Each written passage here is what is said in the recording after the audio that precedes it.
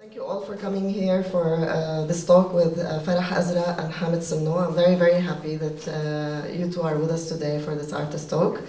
I'm not, by way of biography, I haven't written your biography here, but I will tell people what I know about you. Hamid was, as most of you perhaps know already, was the lead singer in Mashrua Leila, an indie rock band from Lebanon with a distinctly queer profile. Became very, very big in the Arab world, and then we'll talk about it today, the history of Mashrua Leila and then what happened afterwards, how they were basically driven out of the Arab world, and then you went to Dartmouth to study art and digital music, and you have a debut album that is going to be performed at Sinno on Saturday at 7. Farah Azrak is a Syrian artist that I met in Beirut through a talk like this. She is a multidisciplinary performance artist that lives in Beirut. After the Syrian revolution, you moved there, and your practice is very much ingrained in grassroots, disenfranchised communities, Syrian, Palestinian, and Lebanese in Lebanon, with carnival work and performance that you facilitate with these groups as a main part of your practice. And I'm Rana Issa, I'm the director, the artistic director of Masahat, and Zina Bali she was the one telling us to start early. She is the shoulders of Masahat. She's the spine and the shoulders and the frame. Without her, none of this can happen. I'm very happy to be together with you today and to welcome you to the Masahat, the fourth edition of the Masahat Festival with protest and Palestine, grief as our main themes. I'm not going to take longer than this with the introduction. I just wanted to start actually with a question for both of you to just place the audience in the context, because these are very different contexts. Hamid lives in New York and Farah lives in Beirut. So I wanted to start by asking you to tell us a bit about your contexts. What have you been doing to digest and perhaps respond, react, feel towards the current situation? Hello, everyone. How do we respond to the current situation? It's a big question, because I think right now, living with the reality of genocide as our daily life, and especially in Beirut, especially after 5 years of consecutive kind of collapse after the other, and then we enter this time of genocide. And I think till now we have no capacity to really understand what that means, because it takes years and maybe sometimes centuries to really, really understand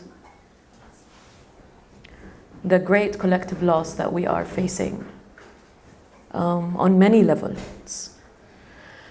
So, how are we responding? My main practice, I'm just gonna wait for to sit down. Yeah. So my main practice revolves around the body, movement, and voice, and I use that in 2 different levels. So I work with migrant workers, I work with groups of women, I work with artists, I work with children. We have a social circus. We create street performances. I also open. So my main way of responding actually is creating, opening, and maintaining spaces where people can come and express themselves fully. So whether through voice, whether through circus, whether through movement, whether through coming together collectively and thinking about systems of care, systems of solidarity. Like we in Lebanon, in Beirut, we're always constantly thinking of systems of care, because there are no infrastructures that are functioning there. the government is non-existent, and we are constantly facing kind of one hardship after the other. So this is, I think, brings me to this point where, okay, what are the structures that are created for liberation? What are the structures that bring us together? How can we come together? What does it take for a group of people to meet on the same level and then inspire agency? I'm very interested in agency and participation and blurring the lines between disciplines. So, yeah, that's a bit of how I respond personally. Spaces for people to express. Yeah. Yeah, I guess, like you were saying, the context in New York is quite different, especially for someone who didn't grow up there, right? I grew up in Beirut and I moved to New York in 2019. And so in this particular moment, I find myself in this position where, as someone, sorry, can you hear me better now? Sorry. Yeah, no, as soon as there's a microphone, I get really cute. This right here is my gender.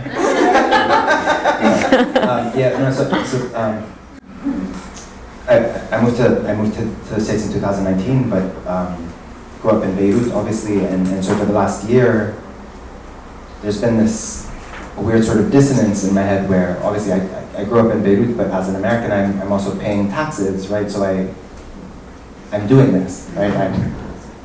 I've been looking at the news for the last 2 days of what's happening in Lebanon, and I'm paying for it, right?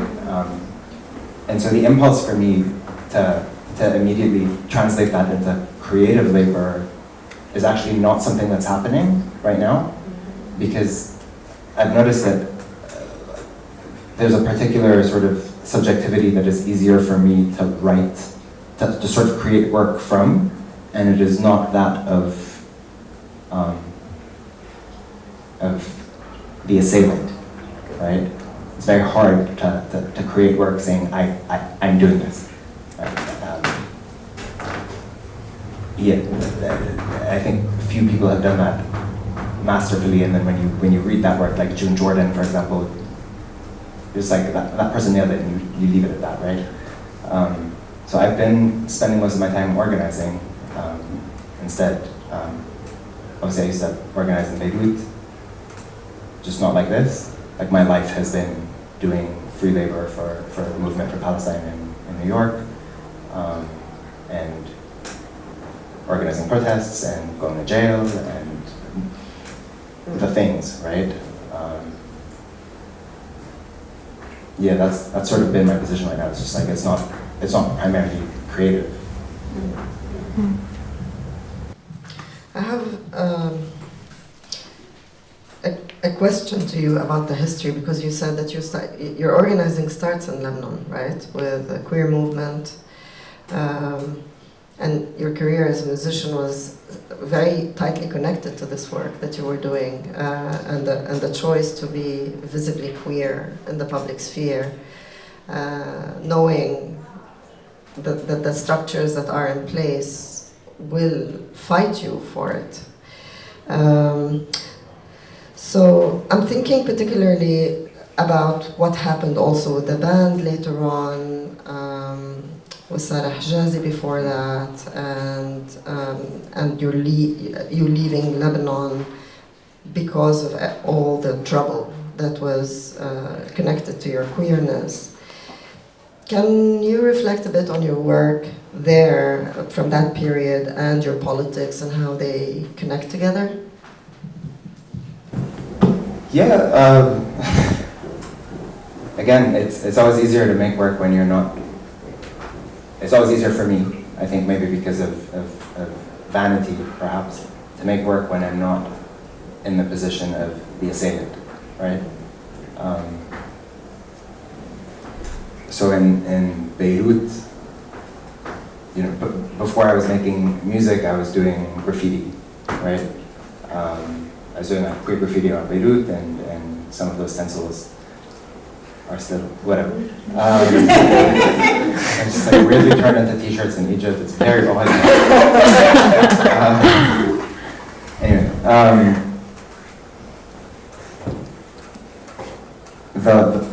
with the band, there was almost like a very clear sort of project in my head of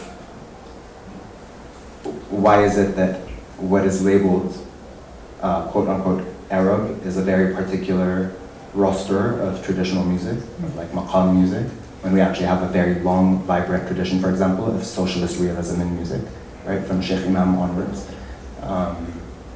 Sayyid Darwish, Rahbani, whether you like them or not, regardless. And so in my head there was just like this sort of project of, okay, I want to do this, and also add to the list of a very long socialist agenda, add queer politics, and be very vocal about gender politics in general. And from the get-go it was that, right? I think a lot of the press focused on queerness, but really like our very first interview, our very, very first public interview was on Salt al-Had, and it was about Palestine. Like it's never been divisible, right? But for me, it's always been like a big project, right? But I guess at some point, the band got famous enough, which is very weird, very weird that we got famous in spite of everything. We got famous enough that those politics became a problem, and I honestly, for the most part, don't think that it was just the queerness. I think in places like Egypt and Jordan, it was actually the engagement with the Arab Spring that was perceived as being dangerous to those governments. And again, in Egypt in particular, for example, the week in which Farah Hijazi was arrested and that the Egyptian government decided to make a spectacle of this moral panic around queerness and decided that there was a 35,000 person satanic gay orgy in the heart of Cairo, which sounds great. Like, it's really hard getting laid when you're like this, but anyway. When they decided to do all of that, that was the same week that Egypt was signing a gas treaty with the Zionist entity. So, yeah, make of that what you will, as a mode of distraction. Yeah, it just like kept happening. When I moved to the States, the plan was to stay with the band. I had, things had started to get tense, obviously, for a while. It's a very difficult position to be in, to be fighting governments, right, as a boy band. But things had gotten tense. It was also very weird that so much of the press was focused on like me, my politics, and my sexuality, and it was just like there's 3 other fucking people that have put their lives into this, right? It was just a very uncomfortable period in general. I moved to the US to try to find ways for us to become sustainable because the Middle East was no longer a viable option. And then, because your concerts were being cancelled everywhere. By the state, everywhere. Everywhere. Yeah. And like a lot of it didn't make the press, right? So like Qatar happened, Kuwait happened. There was just like places that were not in the news because there was no spectacle the way there was with like Jordan and Egypt and then Lebanon. And what happened with Lebanon was actually quite violent for the people who were living there, right? And really fucking nasty, right? Like, it's quite gross. 2020 happened, that had already happened, and then COVID made it completely impossible for us to play shows for the foreseeable future. Farah Hijazi was very difficult, I think, for all of us to process. I did not take it well at all. And it was just like sort of a perfect combination of things to just decide to stop for a bit. And yeah, I went back to school, did my thing. I just want to ask you more, because you've mentioned in both in New York and Beirut that you did not want to be in the position of the assailant. I mean, are you in the position of the assailant in New York when we have the same relationship in Beirut, our governments, no? I mean, we also pay taxes there. Yes. And they use those taxes to perpetrate violence against society and fragment it further. Yes, and obviously the way it happens in Lebanon is also, there's a lot of things that, I mean, I'm embarrassed to say it, but also whatever, it just is what it is. There were a lot of things that while I was living in Lebanon, I just didn't think about, right? Like the government's, like I would think about the government's racism against Palestinians and Syrians, for example. I never actually really thought about the way my taxes are baked into the racism against migrant workers from like Sri Lanka and the Philippines and Ethiopia, and just like the migrant labor force, the kafala system, that we're all sort of complicit with that, right? There were a lot of things that I just didn't really think about until I was in a position where I was the wrong race, right? Which is a terrible thing to say, that I just didn't see it. And it's embarrassing, but it's also just the truth. There were just things that I didn't see. But in the US, I don't know, it just feels different because of the scale of it, the efficiency of it. A lot of the stuff in Lebanon, I mean, even if this is false, right, there's this rhetoric that we have that Lebanon is a failed state. So it almost feels like all these things that happen are haphazard. Although, if you think about it in a lot of ways, Lebanon is actually a very successful example of what the ideal of any other world state is, right? Of just fuck all, there is no government. It's just a bunch of people with money deciding what's gonna happen. And everyone fending for themselves, and we're all depending on these systems of care that we create for each other and the failure of structures of support, right? In the absence, of structures of support. But in the US, there's a system where I do the numbers every year and I report how much money I'm giving them, and I know exactly how much of that money is going to the Zionists. Right? You can track it, you can see what's happening, it's clear cut. And that position of just going from the person getting the bombs to the person sending them is fucking weird. Sorry. It's fucking weird. I mean, I'm very delicate. But yeah, yes, it's inescapable, but the US is 2 times a settler colony in that sense, right? I'm complicit in that government's settler colonialism on Turtle Island, right? And its continued disenfranchisement of the indigenous people of Turtle Island. And then at this point, the Zionist entity is very much a US satellite colony, right? It's just functioning that way. As the US sort of foreign outpost in the Middle East to maintain its power and hegemony in the region. I'm fucking paying for it. I want to ask Farah about her work, the work that you have been doing in Oslo, because as Hamid is organizing, and I think organizing in this way is also a form of grief processing. But I want to ask you about the grief processing that you have been doing here with our activists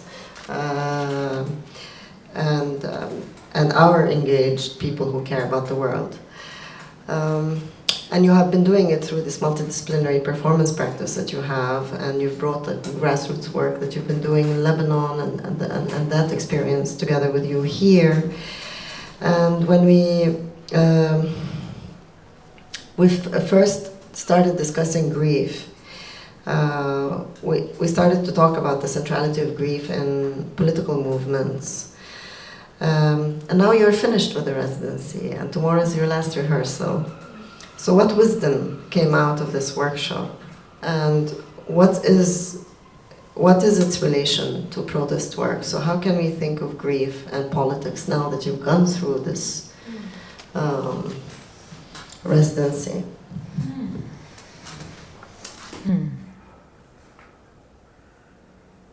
Grief and politics. I see them very interconnected. I mean, grief is subversive. To grieve means you have to stray away from your habitual world. You have to enter a place, you know, that's we call it undomesticated. Grief pushes you to the edges and blurs the lines, you know, of what feels right and what feels wrong. Grief is very political because it kind of reminds us of what holds us together. For me, grief is that fabric that holds us together. And in these times, in this of great collective loss, this great grief, collective grief, there's no way to process it other than being collectively grieving together. There's no other way. And we live in a world that's, you know, desensitizing us completely. We live in a hyper virtual world on the social media, you know, like watching the genocide, death after death, like almost pornographic, you know, in its violence. But then how do you dismantle all of this and actually tap into grief? I think it's very political because it pushes you to actually slow down. It pushes you to be in your body. It pushes you to actually feel and be sensitive to what's going on around and to hold space. For me, co-holding space with those who are facing daily brutality on the ground, who are actually, their lives are driven by like unimaginable violence and brutality. I cannot even express it. So they face it on a daily basis, and we're there watching on the phones. And then 2 months, 3 months later, we kind of desensitize because we cannot take it on our own. So, for me, coming together under the frame of grief, because that's the only truth I know of right now, you know, coming from the Arab world, coming from Syria, 13 years of war, you know, Palestine, 75 years of settler colonialism, Lebanon, 50 years of still being at war every day, fighting for life. You know, every single Sudan, Yemen, Iraq, everywhere in the Arab world, we're stricken by this utmost grief that we need to address it because there's no way to respond. For me, being to stay with what's going on is a very radical practice. To just stay with it and be with it. Don't look away, you know. Don't put your phone away. Or don't just get stuck into this kind of, you know, repetitive, habitual norm. Let's break out of our habits and come out and think of ways to come together. This is why grief work puts me in this position to think of structures and forms. How can we actually respond to such an enormous, kind of unimaginable kind of evil of humanity? I mean, humanity is capable of a lot of evil. They're genocidal. We are genocidal. It's a collective thing. You kind of being on the other side, dismissing it, is for me genocidal. So how is it political? I mean, I believe liberation comes in social movements, social bonds. That's where things can be kind of inspired to move from places that we all feel connected. And what I learned through this month of doing this work, first, the beauty of coming together. The beauty of connecting on such deep levels, of sharing our stories, of sharing our losses, of really connecting to our pain.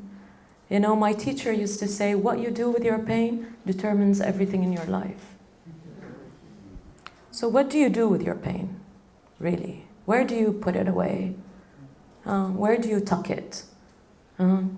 So coming together, having this space to come together, to collectively grieve our stories, personal and collective.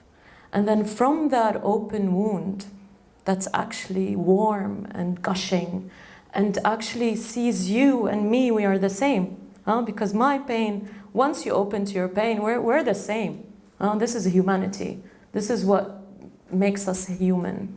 Once we start feeling this, I think this is where we become these kind of genocidal, kind of machinistic, I don't know what they are. So the learning, the great learning of coming together, of mobilizing from that place, mobilizing our bodies from that place, from that truth, from that honesty, from that radical intimacy, It's like being with a lover. You're there, you're sharing your stories, but let's do it collectively.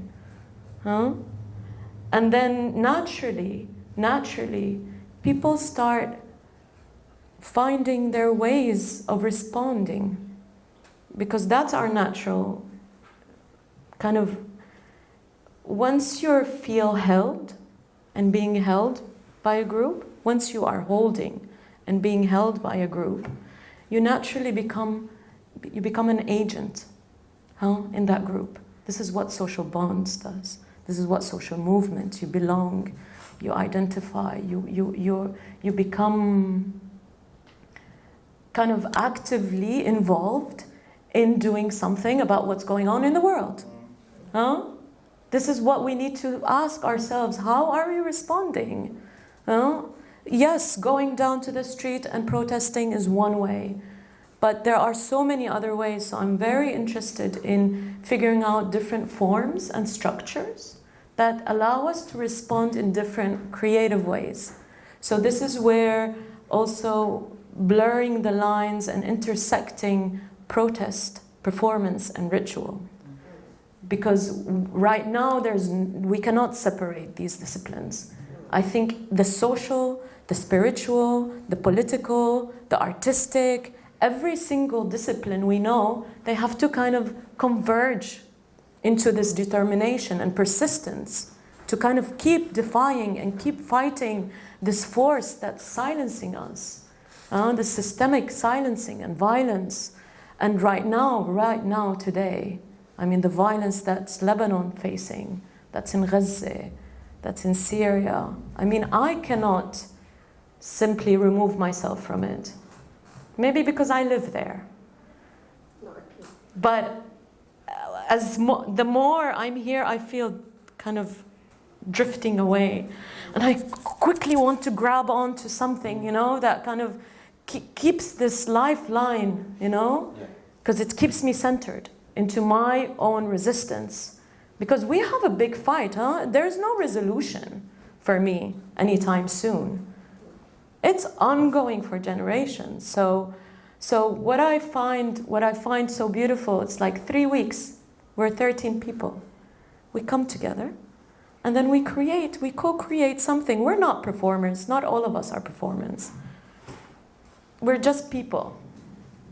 But we have a common desire, an intention to actually talk about genocide and open up to our grief. And this is where I think this is so beautiful. So, yeah. I think it's to piggyback on that. I like to think of, this is a bit morbid, but I like to think of the cemeteries in Beirut. In Beirut in particular, the cemeteries are divided by sect, right? So there's the Christian cemetery, the Muslim cemetery, there's the Jewish cemetery. Because we used to have a vibrant Jewish community up until... But so in a lot of ways, it's sort of testament to this idea that you are who you mourn, right? And sort of the borderlands that we draw between our collective identities are very much the borderlands between our cemeteries, right? you mourn the people you identify with in a lot of places, which is, it can be a rough thing, especially in times of war and genocide, where it makes it difficult, but also quite easy to understand why it's so difficult for people to mourn the people that they are murdering, right? And so this work of grief becomes political in doing that, right? When you bring people into your grief, when you can mourn with people, these sort of, there's a queerness to it, right? There's this temporary dissolve of these identitarian barriers that for me is the utopian horizon, right? It's where the socialist promise begins, right? On a very real, lived level. It's where we are all, I think, our finest, right? And especially in this moment where there's, one very funny, it's not funny, it's actually terrible, sorry, I don't know why I used that word, but one sort of rather vulgar manifestation of the attempt to push back against that, for example, is in Kamala Harris's campaign, where it's just like the politics of joy, which actually started as a very powerful way of weaponizing joy for communities of color and activism, but it wasn't supposed to efface grief, right? It was supposed to be joy as a horizon that we fight for. And in the face of all this communal grief, you have people asserting their right for arbitrary joy. Like, yes, we're committing a genocide, but we get to be happy, right? And it's just in these instances I feel where like grief is so powerful. And in that, discipline becomes ridiculous, right? To separate protest from performance. I mean, the protest in a lot of ways is a performance, right? And I don't mean that in the sense where something is performative and hollow. I mean quite the opposite, where a performance produces, it has affect, it affects things, it changes things immediately. And grief does that, right? I like to think of like Nedebe, professional mourners who used to get paid to go grieve and cry at funerals. And They have no too. really, we need to talk. But yeah, I like to think of like Nedebe as sort of my queer performance ancestors, right? They're not ancestors, they still exist. But No, I mean, Ali Shahrur had to work to find one for his performance, truly. But yeah, regardless, just as a practice that has been going on for a long time, that is not often considered as like performance art. These women were tasked with opening grief portals, right? They show up to a funeral and they make it easier for people to cry, to touch that part of their emotions and process. And it's fucking therapy. And if that isn't protest, then What the is? fuck is protest, right? Today I had a very, just an hour before I came, so we didn't get a chance to talk about it, but it's been, now when you're talking, I've been thinking of a person that just came out of the genocide in Gaza, who I'm in touch with, incredibly generous person, very, very smart, and they were saying that, so they know about the festival, they know what we're doing, and they appreciate it, and at the same time, they cannot connect to it. And the question that was raised, to quote, this is not the priority of Gazans right now. Our priority now is to find food and water and get our parents out of Gaza, get my sister out of Gaza. So grief is something you do, what you're capable of doing only when you have the space, like you were talking about holding space, when you have the space for it. If you don't have that space, then you cannot grieve. And not only can you not grieve, you will not grieve. You refuse when your kin grieves because they're taking up energy where the energy should be used elsewhere. And I've been thinking about that also in relation, especially in relation to actually what we're doing, because I think it's very legitimate Definitely it's a voice that I need to think about. I don't know if it is yet a critique. I'm trying to understand how to relate to it, and I'm wondering also, now that when Hamid was talking about the solution of identity boundaries, if what is separating us now from the Gazans, and therefore they are unable to grieve with us, is that we have no way of accessing that experience of living under a genocide. I'm just wondering, I just want to open the question because it is on my mind. I think it is important to air it out to everyone. And to also try to think from their position. Like if I send it all now to Gaza, how will this be taken? What will they see in it? And how would they have responded to it? And would they have gone on stage and talked about it? Right. So I mean, it's just the question there becomes a question also of audience, right? Because yeah, there's a fucking genocide. Like, it is the most horrific of crimes against humanity happening in real time. Yeah, performance will not resolve that. Neither will protest. Neither will a lot of things, right? Like there are immediate bodily concerns, right? Of course, and we categorically cannot access that experientially from the position just like not being there, not being the subject of subject or the object of genocide. Complicated question. Okay, but yeah, just not being genocided. But the work can't only be directed at Palestinians, right? Because they're not the only subject that's entangled with this. It's literally the whole fucking world. It is the West. It is the US government. It is what we're all paying for. It's the fucking EU deciding to fund Israeli research on binge eating while Gazans are starving, giving $250,000 for research on binge eating, which I mean is, I'm not belittling the importance of eating disorders. Truly, like that's not the point. The point is there must be like some sort of rubric of urgency, truly, especially when you're just like paying for fucking weapons. So there's the work of talking to our own communities as well that has to be.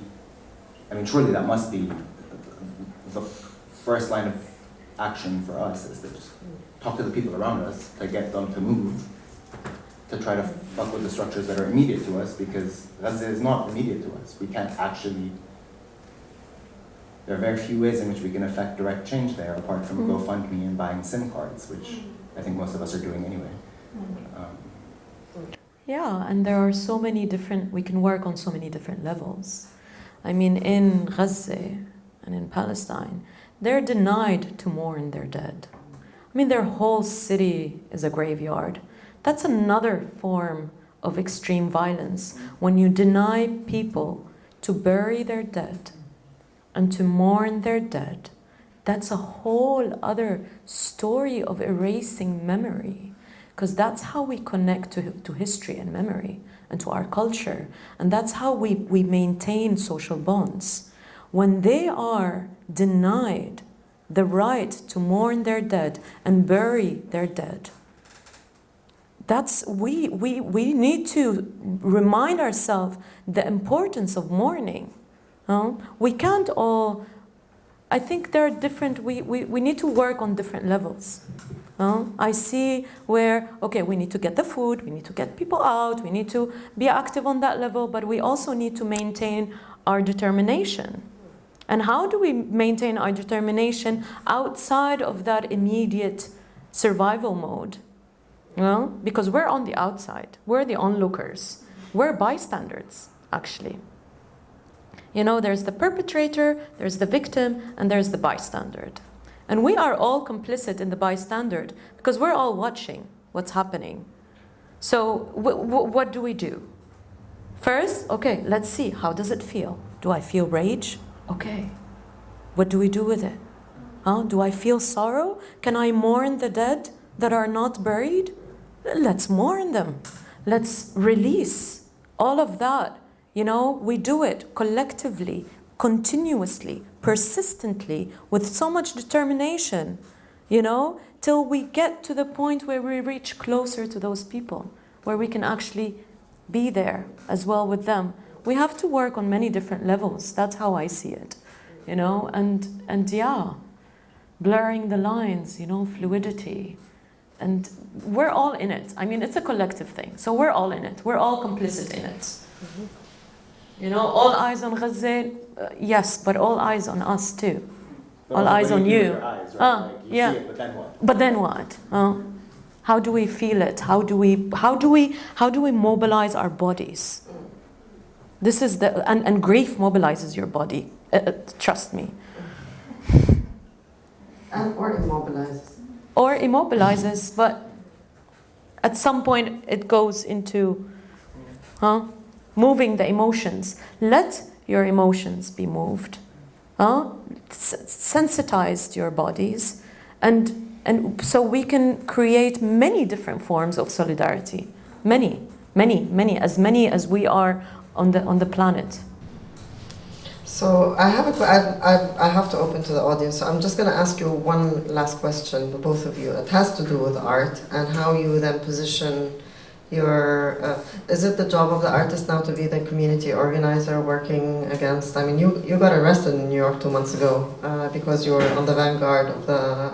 I guess I know that in New York they have crazy things where they decide who gets arrested beforehand and then people stand up like that. Yeah, but I mean, what I'm wondering about is, and this is a question I've been wondering about for a while, not only with this genocide, but seeing how artists have taken on more roles in the absence of big ideologies, in the absence of trustworthy political parties. Somehow artists have taken on that, I don't know, the guru role, like a political guru role of their community. And is that a work that artists should be doing? Is being a community organizer now one of the function of one of the tasks or on the job description of artists? Or living in Beirut, I did not have a choice. No choice. I had to work for the community. I gave 10 years of my life, of my focus, to community. I had no choice. There was no, I did not have the privilege to just do my artwork. So my work became this kind of enmeshed social, collective, communal, art, somatic, political, like everything just was meshed together.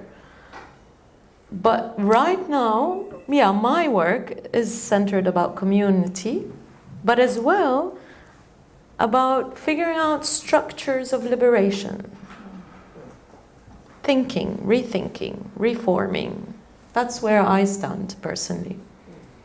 For the body, since my work is very rooted in somatics and body, movement, voice, somatics. So how do we liberate? What are the structures and forms of liberation? Personal and collective. So thinking, creating, experimenting, a community, collective. No, I do it on my own. I research. That's how it is for me, at least. Hamid, I'm sure you have your. Sorry, yeah. You started with social realism. Yeah, but I'm also thinking of like the opposite of that, right? Like even if you look at art forms that purport to not be political, whatever that means, right? There's still so much community that organizes around the production of any art form. Like in straight up pop music. Give me a pop star that you like. I'm drawing lines. Okay, great. Great. So let's say Beyonce, right? So there is a community. There's obviously like a chain of capital, right? At every level of capital flow, there's a community that's processing that. There's the community that's generated by like audience. There's like fan communities online. It's inevitable that there's community organization that happens de facto by that work being in the public, right? I think we have a tendency to call something organizing or to call it political when it is, what's the word, like responsive or dissentful, when really it's always going to organize things. And I think at this point in time, it's not really just a question of the artist, it's regardless of what you do for a living, if we inhabit this reality, and it's really not just us, it's just like where we are in capitalism and the environment of just like, it's actually socialism or extinction, right? Like we're there. Yep. And if you inhabit this moment and you're not doing the work of trying to resist in some way or another, then I don't know, you're a fucking piece of shit. Like, sorry, it's just, truth hurts. Like, it's just, it is what it is, right? I don't think it's necessarily the role of the artist. I don't think it makes the art more or less valuable, because art obviously has like a long history of being a commodity for the rich to trade and launder their money and that also creates communities of buyers. And sorry, we don't need to get back into that.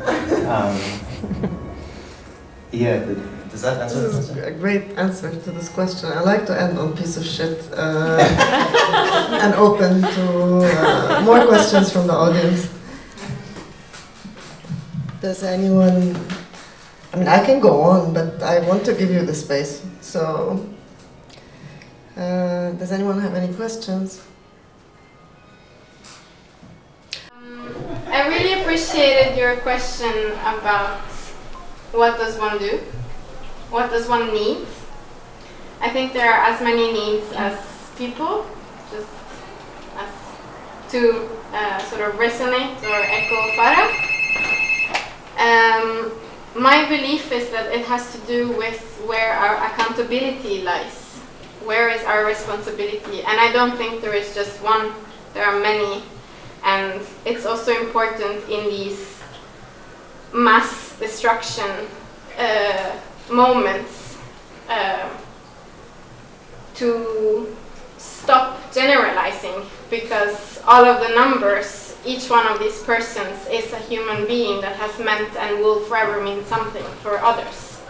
So I'm wondering if you could tell us maybe what are the different groups that you have felt accountability towards, and this is just to voice them out, stop like imagining a big blob and maybe being able to find ways of acting that are then specific.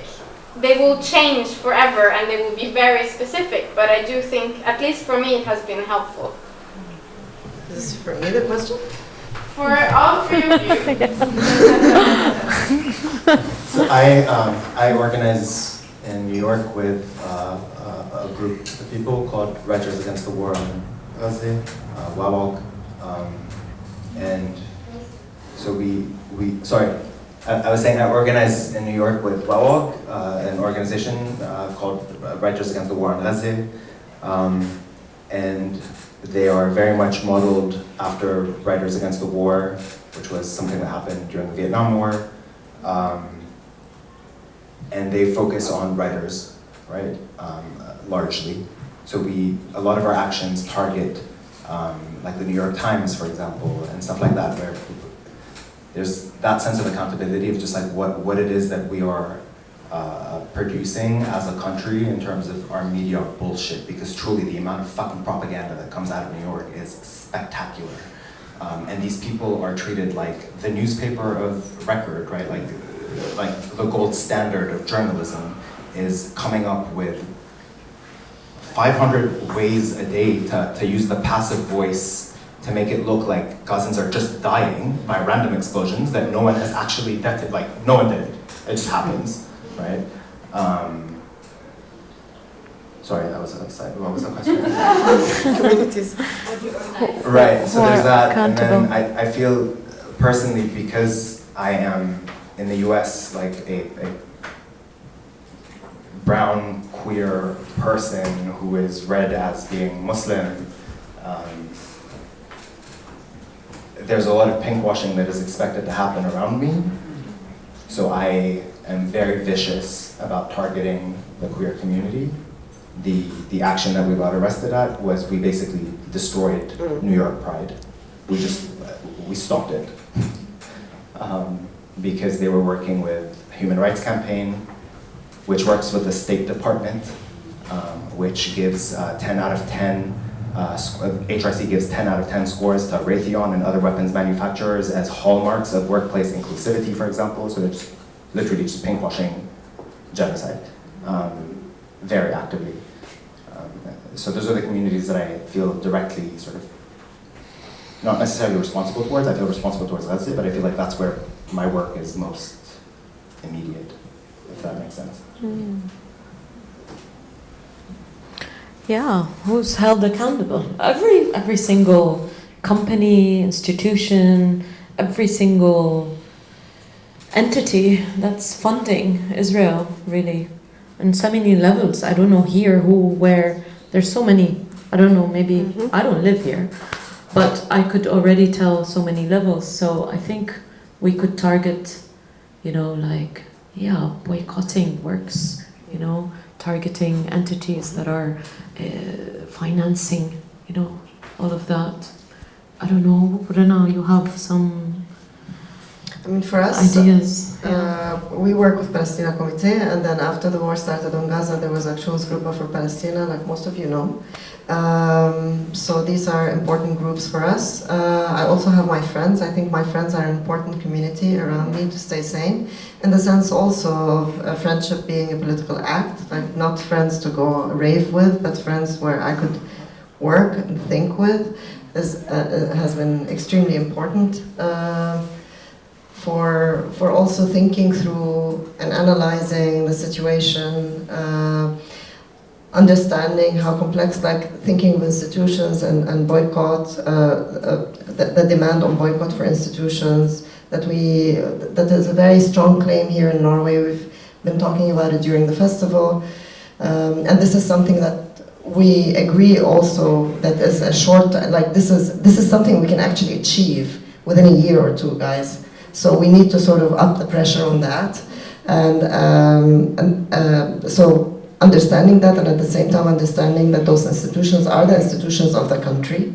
Like, so being in the position of the assailant, to go back to what you started with, Hamid, how do you navigate that, and how do you, what ethical possibilities exist for you to work in a way that does not add or contribute to more violence, but actually somehow ruptures or stops, puts something in the wheels of the system, just stops it, like you stop Pride. So how do we do those things has been a question that I speak to friends about, and and the different organizing communities. But also, I mean, this, I don't want to, this is not about the festival, but also kind of is about the festival, because the festival has been an arena where we are trying to bring different communities together, the Arabs, the queers, the art world, the bourgeoisie, the proletariat, like all different kinds of people that we could think of that if they come together, something new can emerge from this. This is what we were doing in the festival. But also realizing that the support that we get in the city is because people are reached to the point where it's socialism or extinction. So it's not like preaching to the converted, but there is a sense that a watershed moment has come, and we really need to be fighting, otherwise, hasta la vista. We have 1, 2, and 3. Yeah. I don't think I really have a question, just more about something that I think about a lot. So I was here when you guys were working on the things, and it's very clear to me that you have an energy that gets positivity. And I think that you're unique in the way where you can bring out creativity or positivity through grief. But I also think about this question of violence as social progress and assailing against the assailers and whatever. And I wonder what kind of responsibility we have to sort of stop grief turning into violence or grief turning into anger. rather than creativity, because there's so like every time I think about this, I loop to be like, no, but like for me, my protest is like laughter and joy. Like that's how I use to spread my personal little, like I try to affect like little communities around me. But I know that there's other people whose reaction is violence, and I don't know what kind of influence I should have against somebody else who that's their reaction towards the assailants. Like I don't know. So I don't know. It's just like it's not really a question. I just like loop all the time in my head about that. Like, if they're effective, do I stop the creation of like joy for social progress? I don't know. Yeah. I don't think it's either or. And rage and anger is part of grief. So it's also accessing that rage to not only do a creative artistic act, but actually to mobilize into action. Because what keeps us maintaining our action is our anger, is my rage. My rage is what keeps me going. You know, it's my seat of power, you know, of all the loss and the agony that I've, you know, endured over years and years and years under oppressive systems. I have that rage that activates me and, you know, pushes me to do many different things. So, but also rage and compassion, they come hand in hand. You know, love. You know, if I'm enraged, that doesn't mean I cannot love and laugh. No? If I have a deep well of sorrow and grief, doesn't mean I cannot be joyful too. They come hand in hand. You know, the amount of joy that I have access to is also the amount of pain that I've endured. So rage is actually a resource. Anger is a resource. But then we need to not, for me, I don't use it to create violence. For me, a creative act is violent anyways, in some way. It's violence. But I don't use it to create more violence, but if that's where it needs to be, sometimes dissent needs violence. You know, yesterday my friend called me Berlin. She told me people went and they smashed cars and there was so much violence. And they feel like, wow, we're alive. Yes, we need to fight the system sometimes with violence. We don't have a choice. But I personally, I don't choose that kind of violence, personally. Because your back is not against the wall. Yeah. Yeah. I have other choices. So I think we could all, like, generally, like, not in this conversation, in general, we could all bear to complicate our understanding of what violence is. The way our bodies are subjected to constant brutality under capitalism, that is violence. The way people are expected to just never fucking rest, that's violence. The way in the US, it doesn't matter if you have ADHD or not, at some point, someone's giving you a prescription for Adderall or Ritalin because you're supposed to do the impossible. You're literally just shoved stimulants down your throat so you can rise to some ridiculous corporate level and you're still underpaid, you can't eat, you just basic requirements for living of like rent and food are not met, and people are constantly busting their fucking balls all day. That is violence. What happens to the working class in Lebanon is absolute violence. We tend to like not really point it out as violence because it's like state sanctioned,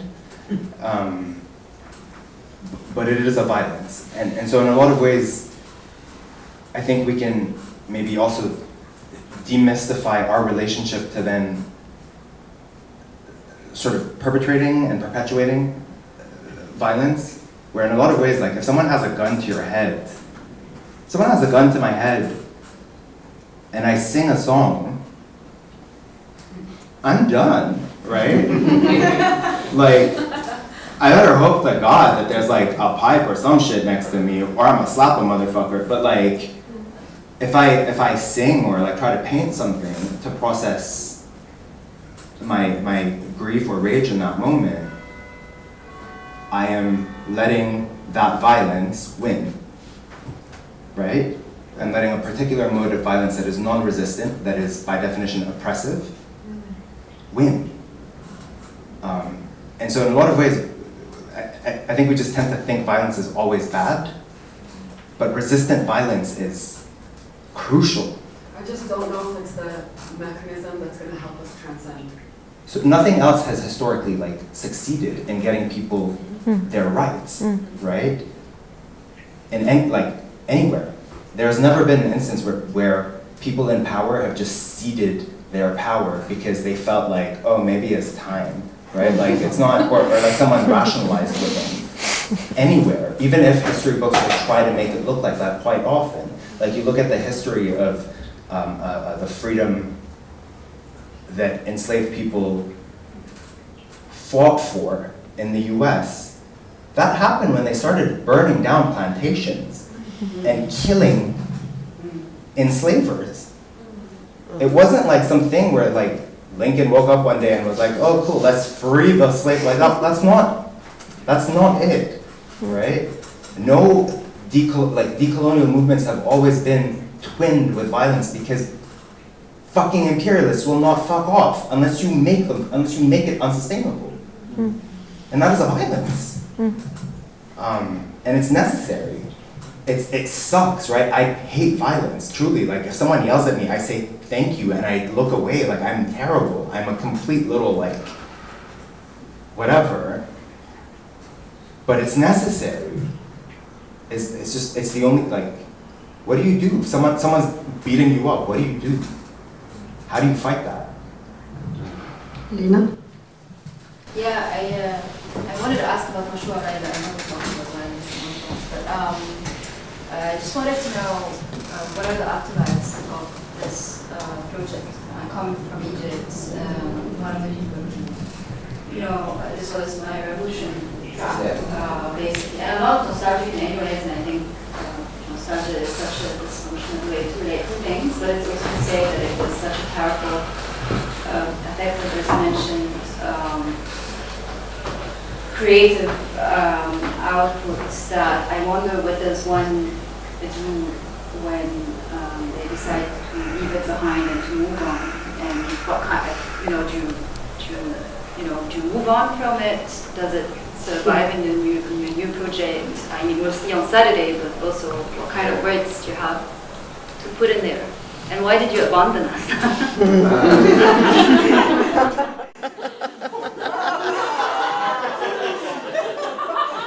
You want to open the window? Exit through the fucking window. Why? Egyptians are drama queens, but it's okay. Yeah, no, I honestly, you're preaching at the choir about that. If you read my lyrics, you know you're speaking my language right now. But I've not fully figured out if someone moves on. I got to the place where I couldn't write anymore. Because quite frankly,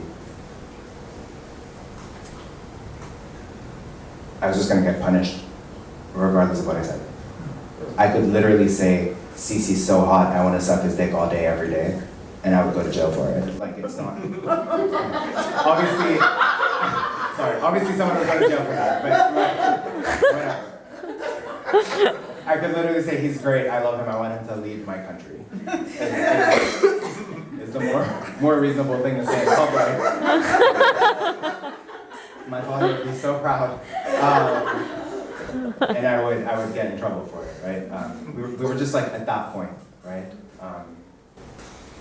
And truly, I had this thing in my head where Beirut is one of those cities, sort of like Paris, like New York, like, I will think of other cities shortly, but places that are so full of their own mythologies, right? That while you're there, you are nostalgic for that place that you're in and for the time that you are in, because of this weird sort of temporal just anachronism, right? It's just like, this isn't right, I'm nostalgic for Beirut and I fucking live here, right? And I have just this romance about the city that I think came through, obviously, all my writing. That when when things happened in Beirut, it was actually really, truly just like very painful. It felt like getting dumped by someone you really love, even if it was just the state, and it wasn't just the state, right? It was obviously a large part of the community. But there were certain delusions, I guess, that I had about the viability of mass acceptance that just weren't there, and that's fine. I just, at the time, was like, I need a break for a bit, because it had been about like 5 years of just non-stop, like bang, bang, bang, bang, bang, bang, bang. I'm gonna take a beat. And I went to New York, and yeah, I guess I got sour for a bit. And it was less about abandoning the region as it was about needing to quit the band in particular. That project, I mean, any band staying together for like 12, 13 years is truly just a fucking miracle. Especially when you're working with like, I mean, 3 6 men.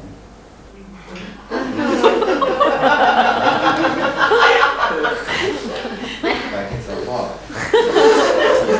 It's a lot. It's a lot, like little faggot me going around, hi guys, like going on stage in my little dresses and just trying to be like, yeah, I'm giving boy today. It was a lot. It was difficult. It was really amazing that we made it that far, but it had reached the point of we cannot creatively construct right now, and I couldn't write. I was done. And the only way I got myself to start writing again was to start writing theater and to switch languages. Which is terrible. It's like I spent 14 years, 13 years trying to teach myself how to find my voice in Arabic, and the moment I got somewhere I liked the last album we wrote. I'm really proud of that writing. It was beautiful. Thank you. I genuinely liked the writing on it, and it did. And then it was like, wait, I can't do this. I actually cannot write in Arabic anymore. It's just like, I'm stuck. That's violence. Yeah, it's a violence, but you know, it's not necessarily permanent. I definitely don't want to die in New York. Oh, fuck that shit. You come to Oslo.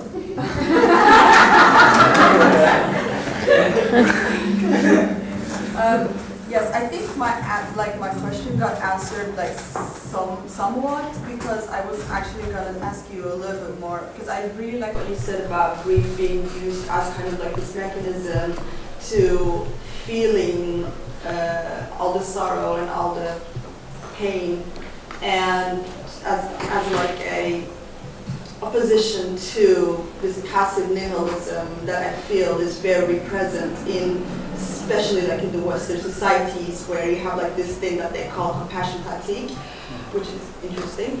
But so I really love that. And then my question was somewhat like about how to first and foremost like access anger in the way that you work with grief, and utilizing that, like how does that look like? I just really like what you said about grief, and I was wondering what your thoughts about also anger and rage, but somewhat a little bit answered maybe. But do you want to say something? Yeah, sure.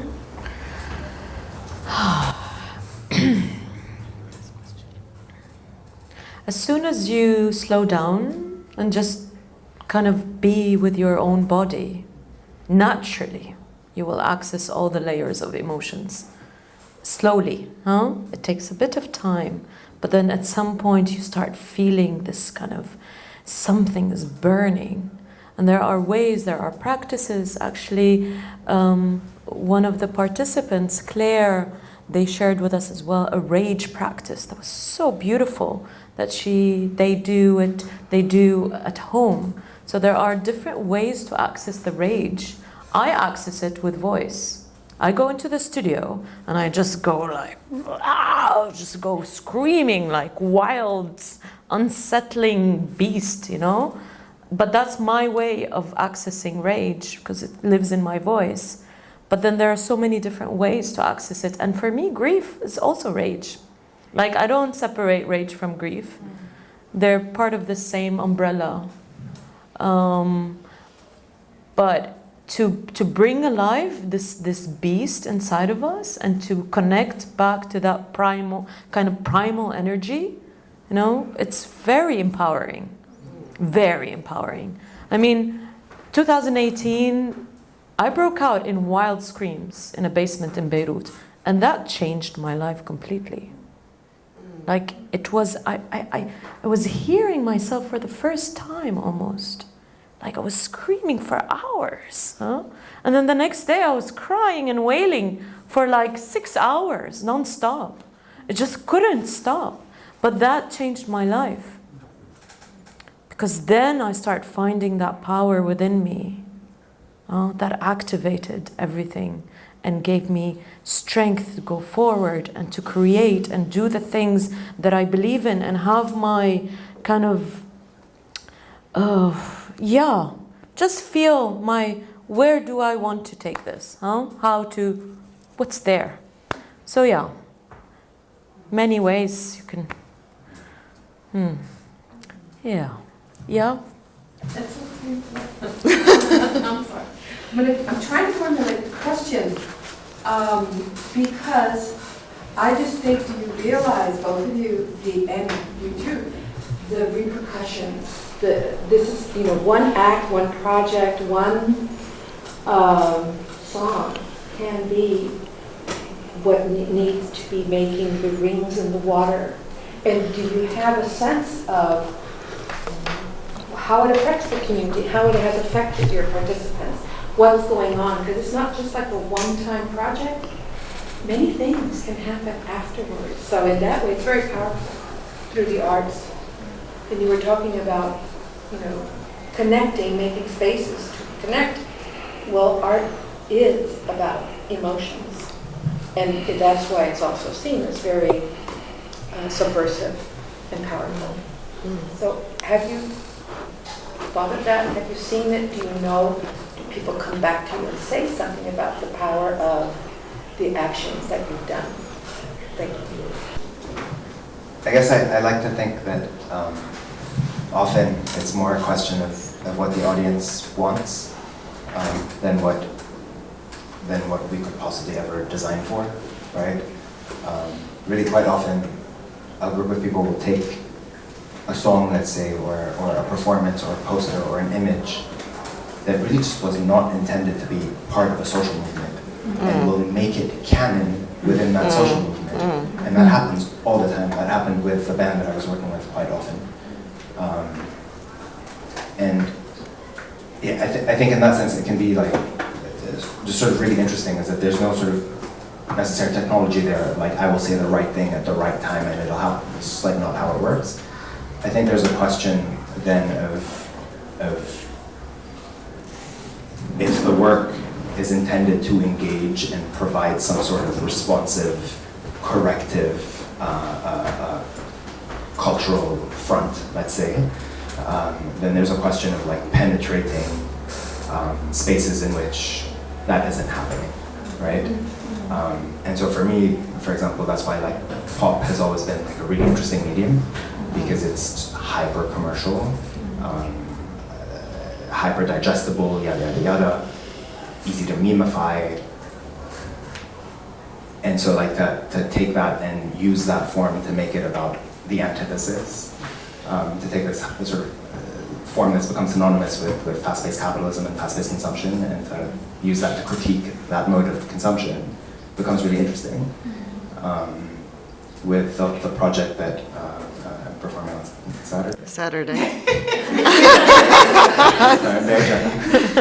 With the project on Saturday, similarly, all the texts, the poems that were turned into songs were originally written as Amazon product reviews. So I would buy products and then go write fucked up poetry about capitalism inside the comment reviews, right? So you get like people writing about this plastic is terrible, this soap cleared my skin, and then me going like, a mausoleum of death. It's like, it's really it's entering spaces that are not supposed to be that, and sort of trying to culture jam, right?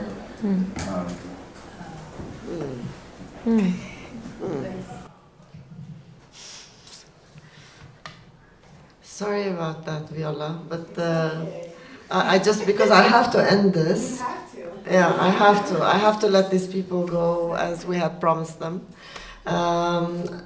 Tomorrow we start. I'm just gonna remind you of the program. Tomorrow we have Fatih Quran, who's going to give a keynote address at Melahus at 5. Then after the keynote address, we're going to go to Stortinget to demonstrate for Palestine, where we will also watch or experience Farah and her participants and the grief work that they have been doing. There is a dinner, a ticketed dinner, unfortunately, a community dinner that will happen at Blo, and after that there is an after party. So we can access that joy as well. Saturday, we start the day with Lina Atalla, keynote address at the Intercultural Museum at 12. Oh, Friday, I forgot the BDS lunch at 10 at Kunstnernes Hus with Layal Ftouni. That's how we start the day tomorrow. And then we have Fadi at 5, dinner and then after party. Saturday we start with Lina Atalla at Intercultural Museum for the second keynote. Some of you can go and experience Hella and Ingrid's performance in a secret location if you've registered, or you'll read about it later in the news. Farah will also be performing in Greenland's Leir, so you can come and the troupe will be there doing the same work they've done in the demonstration, but in a very different context. So I'm very interested to see what happens. Then Hamid will be at Rixana, followed by Jedba, and then we have an after party with Ultima and Blo with Dina Abdul Wahid. Sunday is Lina again with Priya Baines. We're going to have a prayer circle at NRS Cafe in Greenland, and then we have Masahat screens at Vegasen.